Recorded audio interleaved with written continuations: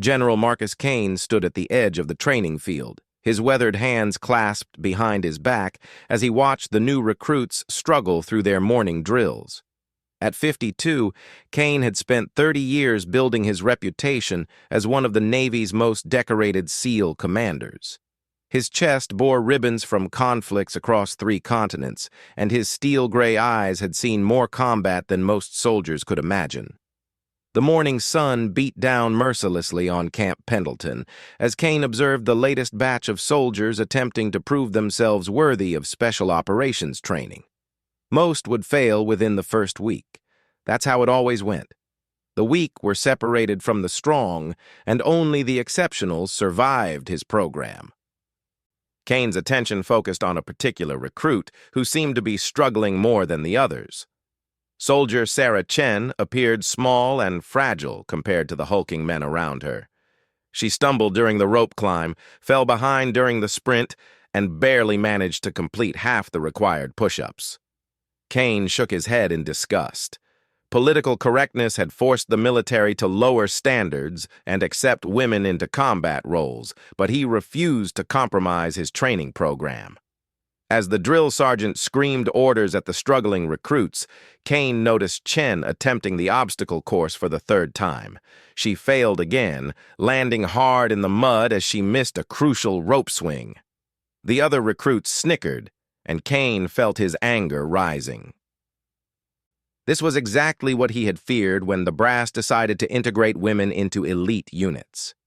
Kane strode onto the field, his boots creating small clouds of dust with each purposeful step. The drill sergeant immediately snapped to attention, and the recruits froze in place. Kane's presence commanded instant respect and fear. His reputation preceded him wherever he went, and everyone knew that crossing General Kane meant the end of their military career. "Soldier Chen!" Kane's voice carried across the field like a whip crack. "Front and center!" Sarah scrambled to her feet, mud coating her uniform and face. She ran toward Kane and stopped at attention, her chest heaving from exhaustion. Up close, Kane could see she was younger than he initially thought, probably no more than 23 or 24. Her dark hair was pulled back in a regulation ponytail, and despite the mud and sweat, her brown eyes showed no sign of surrender. "What's your background, soldier?" Kane demanded, his voice cold and intimidating. "Infantry, sir. 2 years active duty before requesting transfer to special operations," Chen replied, her voice steady despite her obvious exhaustion. Kane circled her like a predator examining wounded prey. "Infantry," he repeated mockingly. "And you think that qualifies you for my program? You can't even complete basic obstacle training." The other recruits watched nervously as Kane continued his verbal assault. This was classic Kane behavior. He would identify the weakest link and make an example of them in front of everyone else.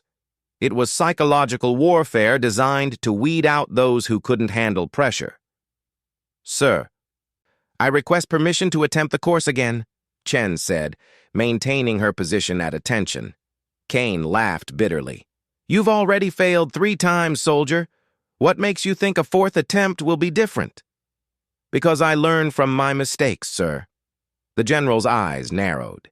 He despised soldiers who showed defiance, especially when they clearly lacked the skills to back up their attitude. Kane had seen thousands of recruits over the years, and he could usually predict within minutes who would succeed and who would wash out. Chen was definitely in the latter category.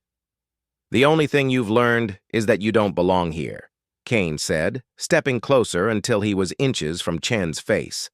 "This isn't some civilian boot camp where everyone gets a participation trophy.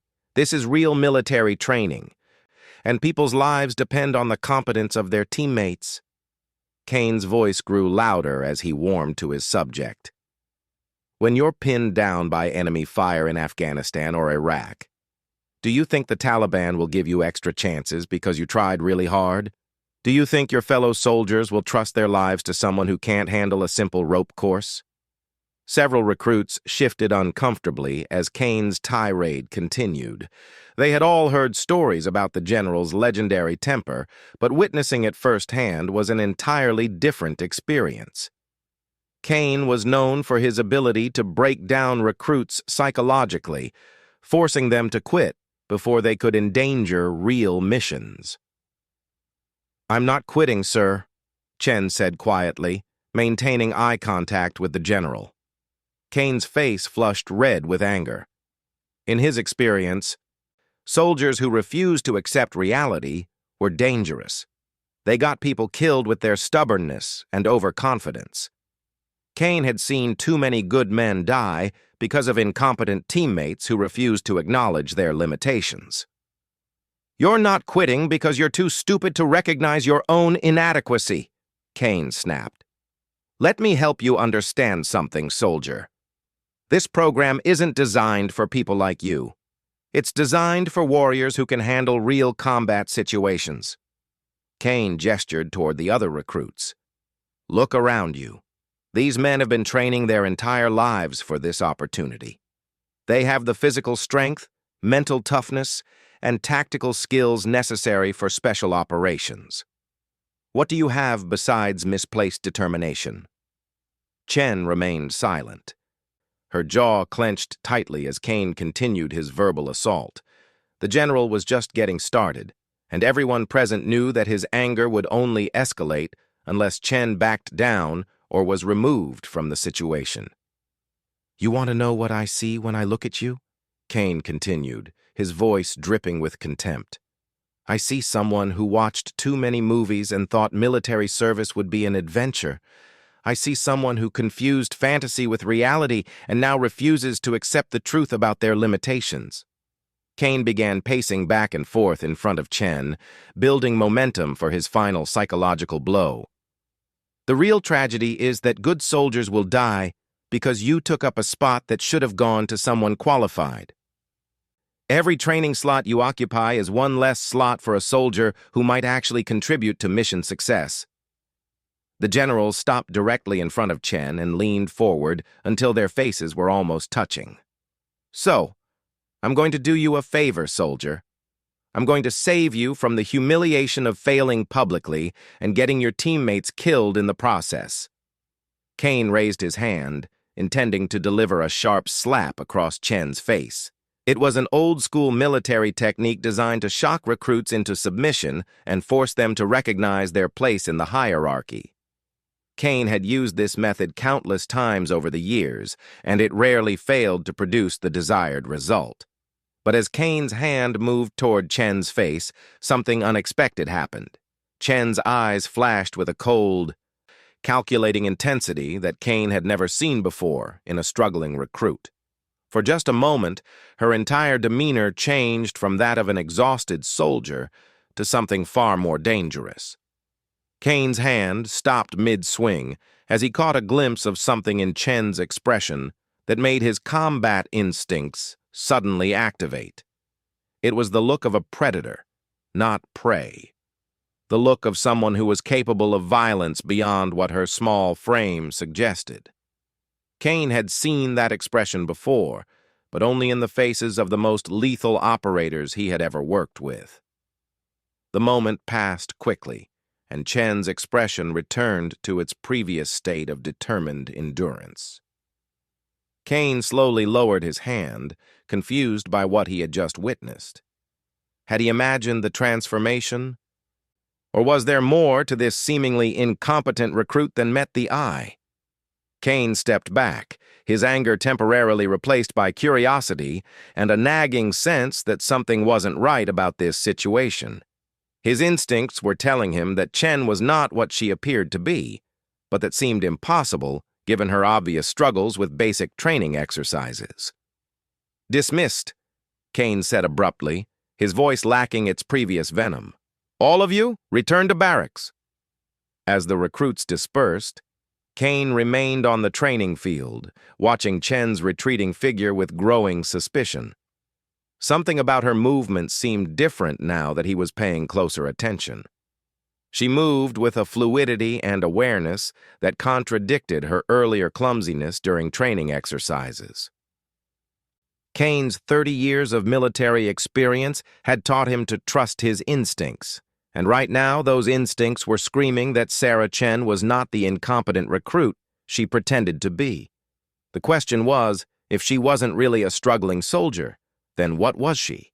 And why was she here, pretending to be something she clearly wasn't?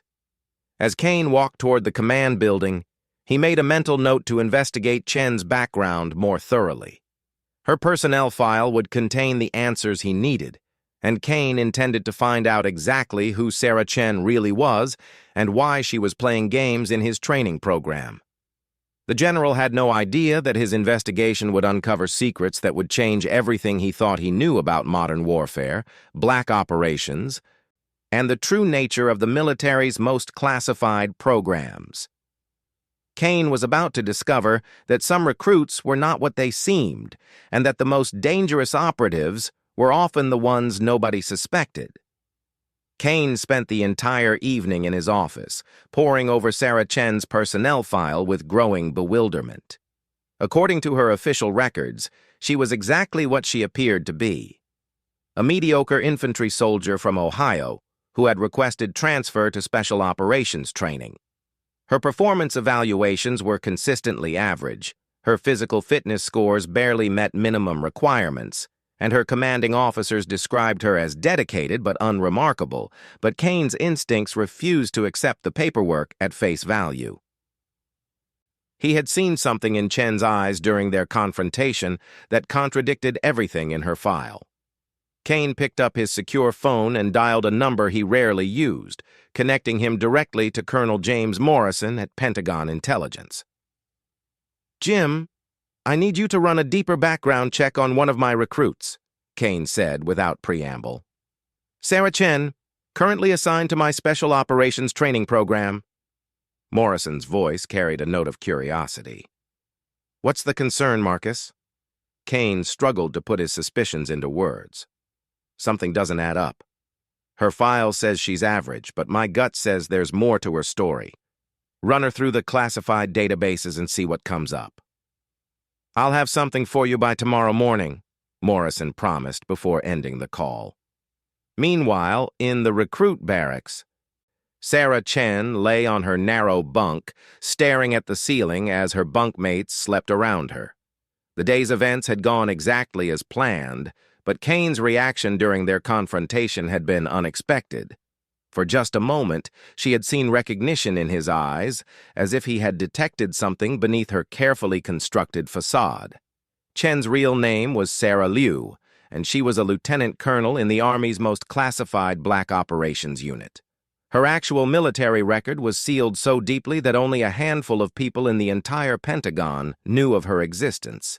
She had spent the last 8 years conducting covert missions in hostile territories around the world, eliminating high-value targets that conventional forces couldn't touch. The mission that brought her to Kane's training program was unlike anything she had undertaken before. Intelligence agencies had discovered that someone within the special operations community was selling classified information to foreign adversaries.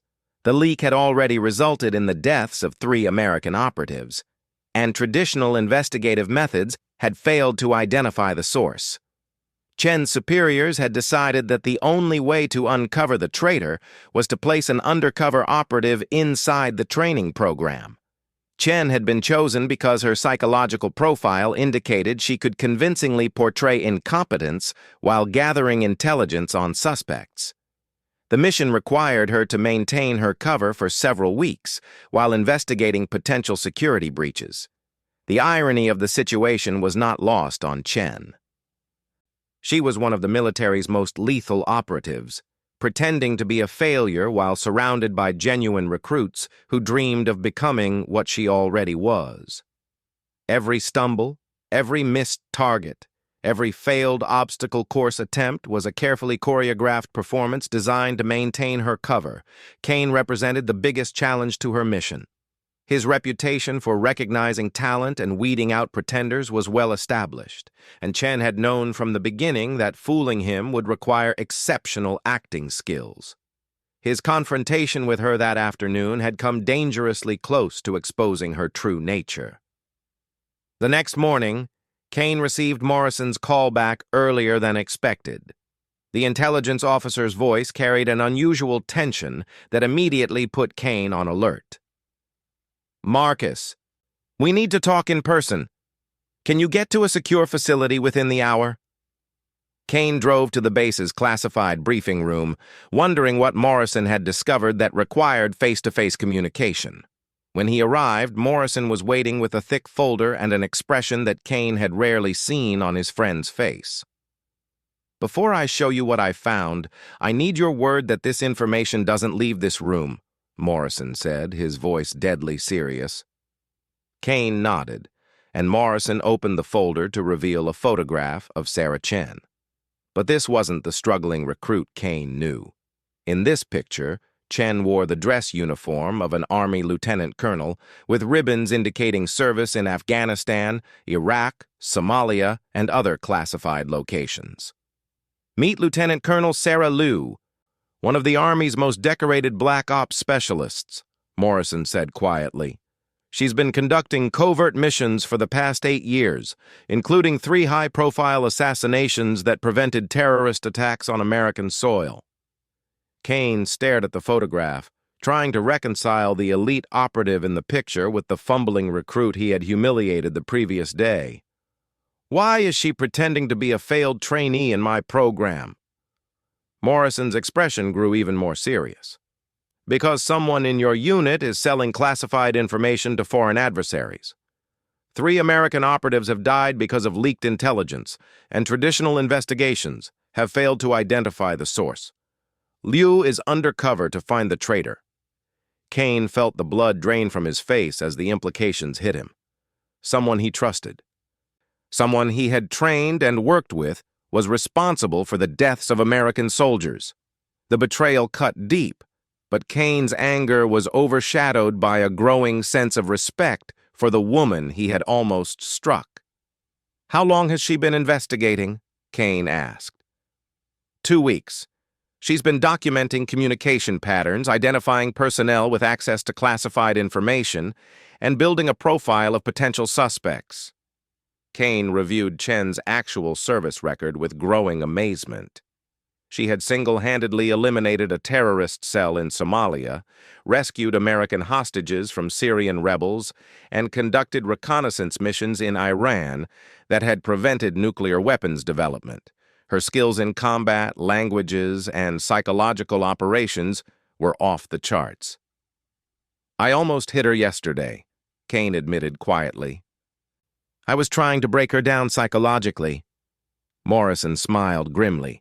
"According to her psych profile, she could have killed you with her bare hands before you completed the swing.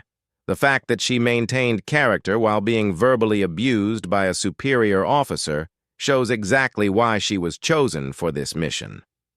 Kane spent the rest of the morning reviewing classified files and understanding the true scope of the security breach.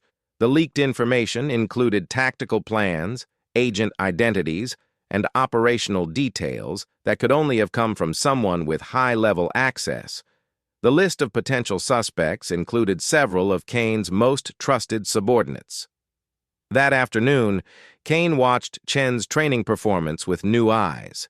Every stumble was perfectly timed, every failure convincingly genuine, every expression of frustration expertly crafted. She was giving a master class in undercover work while surrounded by people who had no idea they were being investigated. Kane also began paying closer attention to his own staff, looking for signs of suspicious behavior or unexplained wealth that might indicate treasonous activity. The knowledge that someone he trusted was a traitor made him question every interaction, every conversation, every decision he had made regarding classified information. As evening approached, Kane made a decision that would change the course of the investigation. He needed to make contact with Chen without blowing her cover, and he had an idea that would allow them to communicate while maintaining the appearance of normal training activities. Kane arranged for Chen to be assigned to late-night guard duty, a punishment detail that would give them privacy to speak without arousing suspicion. When Chen reported for duty that night, Kane was waiting for her at the remote security checkpoint where they could talk without being overheard. "Lieutenant Colonel Liu," Kane said quietly when Chen approached. Chen's entire demeanor changed instantly. Her slouched posture straightened, her uncertain expression became alert and focused, and her movements gained the fluid precision of a trained killer. The transformation was so complete that Kane felt like he was meeting an entirely different person.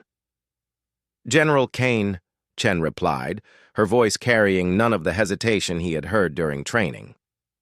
"I assume Colonel Morrison briefed you on my mission." Kane nodded. "I owe you an apology for yesterday's confrontation." "If I had known who you were," Chen interrupted with a slight smile. "Your reaction was exactly what I needed, sir. Maintaining my cover requires authentic responses from training staff. If you had treated me differently, it might have raised suspicions." Kane was struck by Chen's professionalism and composure. Here was a soldier who had endured public humiliation as part of her mission, without complaint or resentment. Her dedication to duty was extraordinary, even by Kane's exacting standards. "What have you discovered so far?" Kane asked. Chen's expression became serious.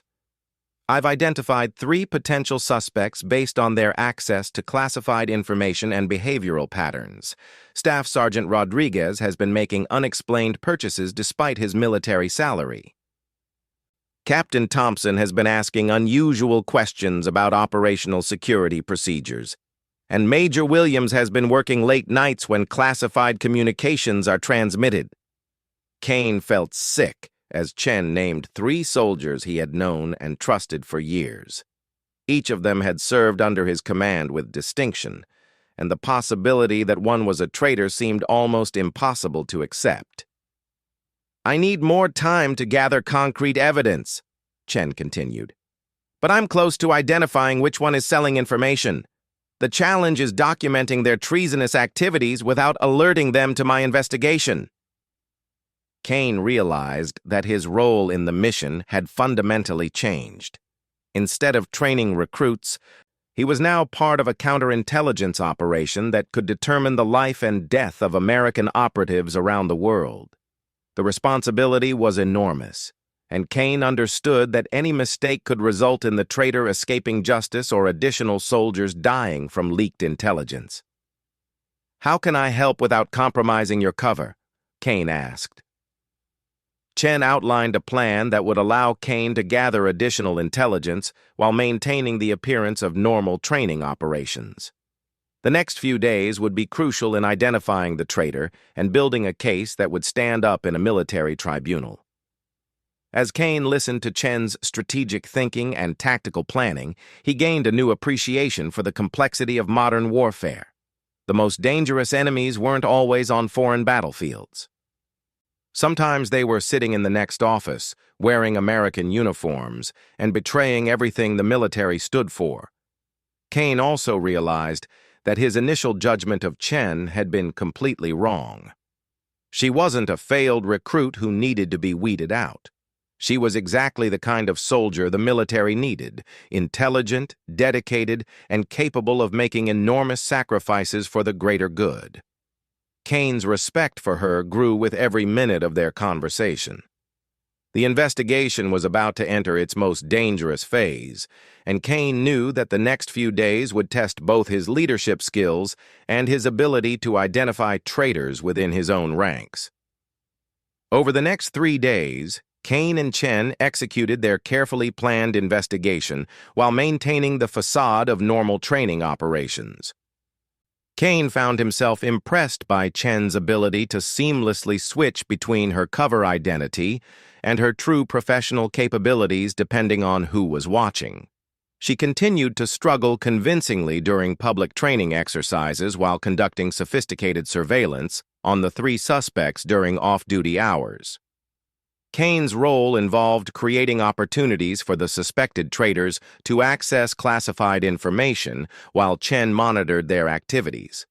It was psychological warfare of the highest order, requiring both officers to maintain perfect composure while investigating people they had trusted for years. The breakthrough came on Thursday evening when Chen observed Staff Sergeant Rodriguez making an unusual phone call from the communications center after hours.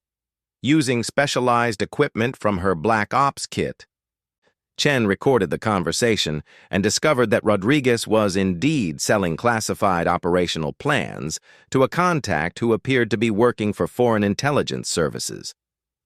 Chen immediately contacted Kane through their secure communication system, and they arranged to meet at the same remote checkpoint where they had first spoken openly.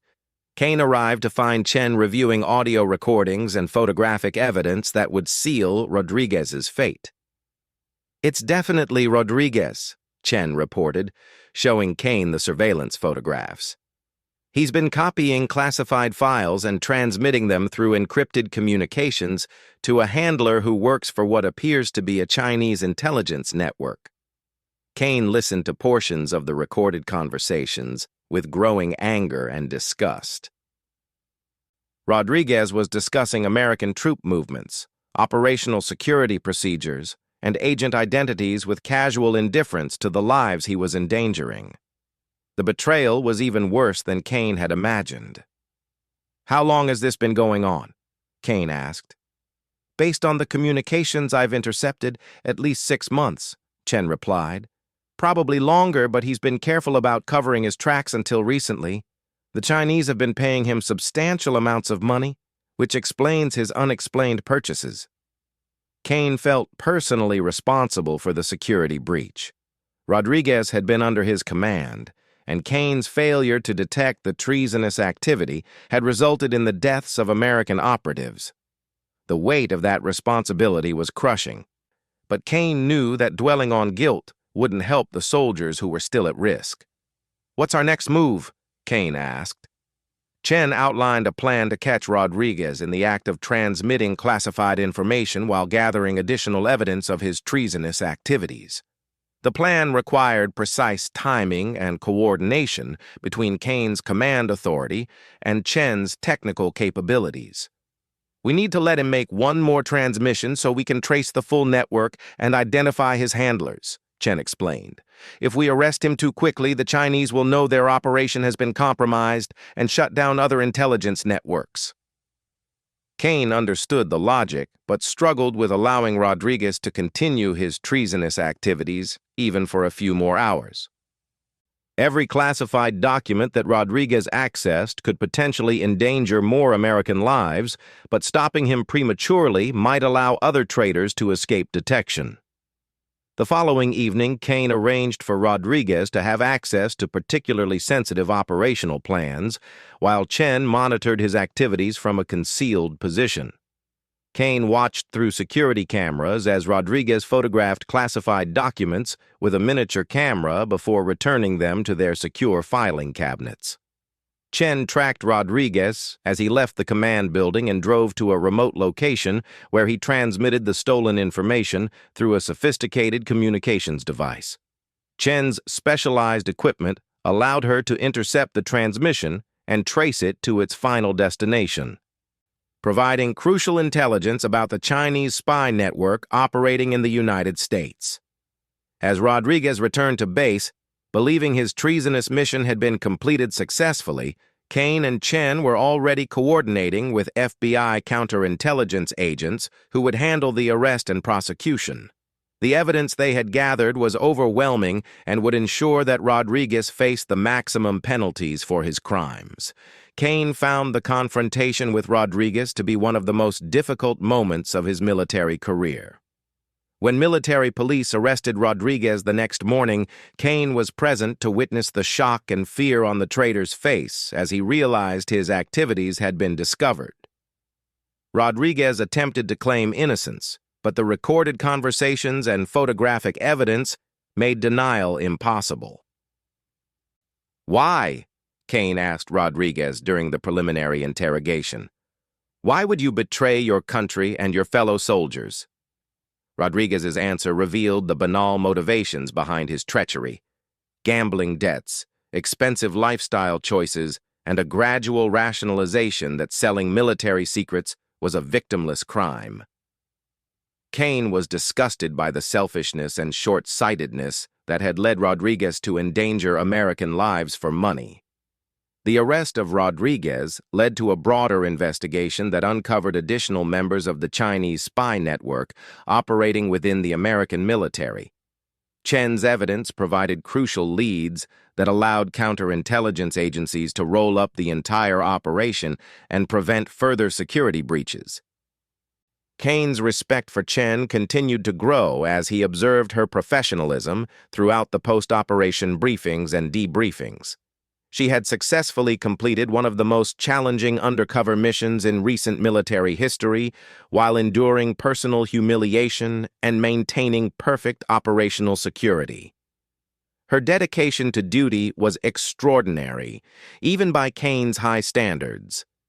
As the investigation concluded and Chen prepared to return to her classified duties, Kane requested a private meeting to express his admiration for her service and apologize for his initial misjudgment. They met one final time at the remote checkpoint where their professional relationship had begun. "Lieutenant Colonel, I owe you more than an apology," Kane began. "Your performance during this mission was exceptional, and I regret that I couldn't recognize your capabilities initially." Chen smiled, and Kane noticed that her expression contained none of the uncertainty or hesitation he had seen during her cover performance.